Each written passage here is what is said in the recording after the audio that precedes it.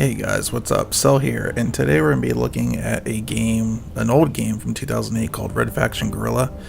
When this came out on PC, unfortunately it was plagued with the games for Windows Live, but since then, and since the downfall of THQ, Nordic Games has actually bought the game, removed the games for Windows stuff, and actually updated it a bit for DirectX 11, and they have upgraded some of the particle effects and stuff on top of that. So this game has just a lot more destructibility and whatnot than the original game was capable of, to the point where when I actually played this on my i5, where back in the day it was recommended for dual core, my current quad core actually can get pretty thrashed by this game. So it's pretty amazing to see the way they've actually updated it. On top of that, they've done some things like shadows and updated some light shafts and other effects like that.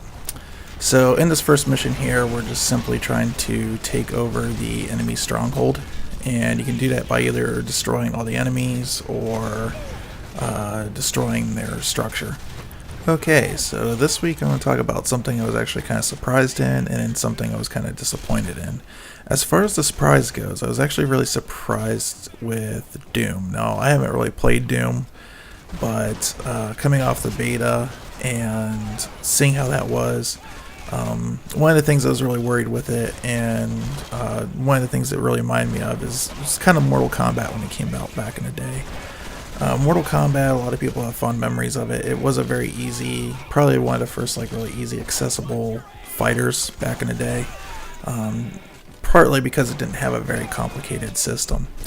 But that's both a good and bad thing. When I look on it now, the problem with Mortal Kombat is it pretty much got off on its core factor, and that's what people liked about it. But for me, going back and looking at it, they were never really good fighters. They were, for anybody that's really serious about fighting games, those games are just kind of piss poor for as far as that went. So I was kind of feeling this way with Doom. I was seeing all the gore and stuff going on. I was like, this just kind of reminds me of Mortal Kombat with all the finishing moves, and I really hope the gameplay is there. It was kind of giving me kind of a worried, bad taste in my mouth. But thankfully, that wasn't the case, and everything I've seen of it so far is awesome. Kind of the bad part of it being the single player seems to be short if you just kind of go through it at a lower difficulty level, like Hurt Me Plenty. But it sounds like if you play it on Nightmare, it can last you quite a while. The other problem I have with it is still that the multiplayer has some awesome aspects like armor creation and stuff like that, but it still just kind of looks mediocre to me. So I don't know. I don't know if I still want to pay full price for that game, but I really, really do want to play it. It looks really awesome. I'd love to stream it for you guys, but as you guys know, I'm on a tight budget, so I have to kind of pick and choose my battles here. But so far, I'm pretty damn impressed, and just Bethesda and id have been hitting it out, especially with the id properties. Wolfenstein's been really good. Now Doom's been pretty good. I would like to see more single-player campaign. I would like to see DLC that gives some more content to the campaigns, sort of like the original Doom had episodes. It'd be awesome to have more episodes added onto this, but that's kind of wishful thinking here and there. I also thought some of the balances that they introduced for Doom was pretty cool.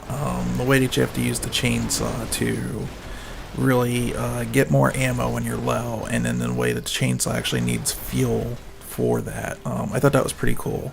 The way that the actual melees will help kind of get health off the enemies, and the fact that there actually is health in the game and it's not regenerative, that's another cool thing. So there's a lot of things I appreciate on Doom that I really didn't know before, and man, that shot into the wall was awesome. I love the shotgun. The shotgun just kills the hell out of people. But yeah, I mean, I'm definitely going to get it. It's just a matter of time, and when it goes down the price, I'm kind of looking at $35 mark probably when I end up getting it, but we'll see. It's not a priority right now, because right now all I'm really looking to play is the single player. So guys, please let me know in the comments down below what you actually think of Doom. Have you been playing it? What are your opinions on it? And so on and so forth. Okay, so this is pretty much the end of this mission. As you can see, there's just a crap ton of destructibility here, and this game can actually get even more wild than this. I've had so much destruction on the screen that my frame rate like literally cut in half, and it wasn't because my video card can't handle the game. It was because the CPU was, the calls were getting cut in half because the CPU was running physics layers on top of it just like crazy. But the next part we'll show here is an actual story mission.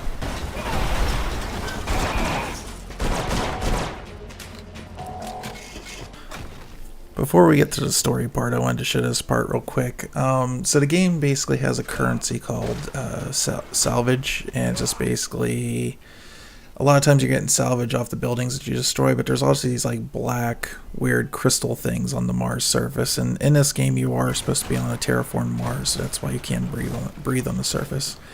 And you can actually go around and just crush these things to mine them to get your currency, and that's actually one of the best places to get salvage points at. As you can see, I've been raided by these weird Tusken Raider guys here, and these guys are pretty cool because sometimes you can actually pick up some really powerful weapons off of them. They're kind of using crude weapons, but they're stupid powerful, and so I just ended up getting a better shotgun.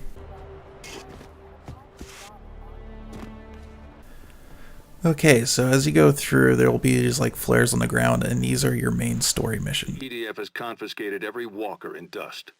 The miners have turned to us for help, so we're gonna get those walkers back. Here's your objective, Mason. Break into this site, steal the walker, and get it to our truck. Don't let the miners down. Okay, so instead of wasting all this time driving there and whatnot, why don't we just cut forward to the actual mission. Alright, so let's go ahead and talk about graphics cards. This is probably going to be the only time I'm ever going to talk about the 1080. This is just kind of an initial impression.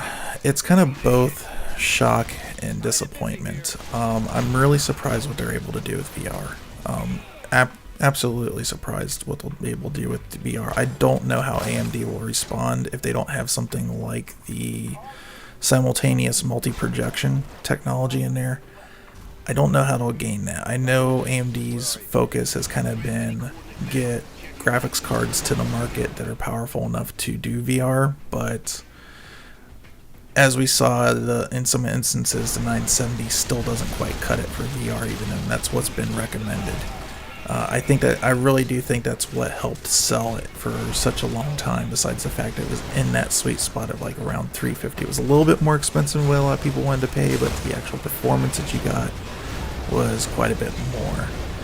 But going back to the 1080, I was also disappointed to see in like regular gameplay, especially like the multi-monitor stuff is cool with the simultaneous multi-projection, but I didn't really see anything really pointing to, I need to see more results actually saying that yes, the memory is actually causing the performance to be this much better, but still at the end of the day, compared to like a 980 Ti, it's really not a huge amount of performance gap there. Like they were kind of letting it off. They kind of did almost like an AMD themselves, where during the event they built it up so much, and then when the actual results came out, it kind of deflated itself, and I was kind of disappointed in that.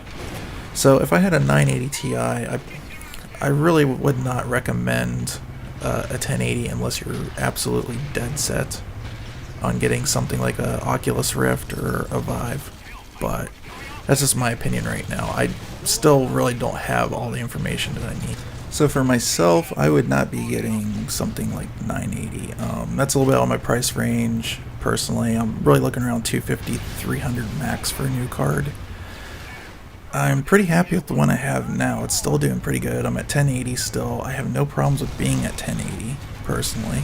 I can still see like 4K for content creators and stuff like that, which granted that's what I'm doing now, but I've really not had any problems with a 1080 screen doing this.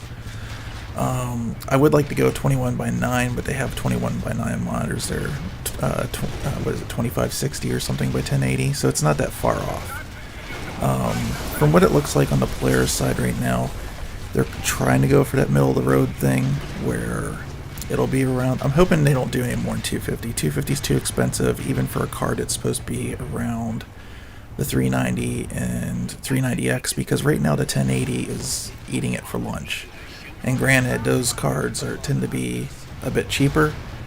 It's still only like $100 off, so in my opinion, they've not only got to have a better card come out, and then like the stuff that they're doing for like the Polaris 11 for like real low power laptop stuff, they could actually rock it in that market, because there's a lot of people that thing would probably work pretty well in Ultrabooks for what it looks like. But we'll see what happens. We still need more information. We need to see what AMD's going to say, and yeah, hopefully we'll see more at Computex. So time to wrap it up for this gameplay video, guys. I hope you enjoyed the content. I hope you guys enjoy seeing more of these, since you guys liked it so much last time. And yeah, if you liked it, give me a like below. If you disliked it, make sure you dislike. And you guys can follow me on Twitter at SolProcessing, and I will see you in the next video.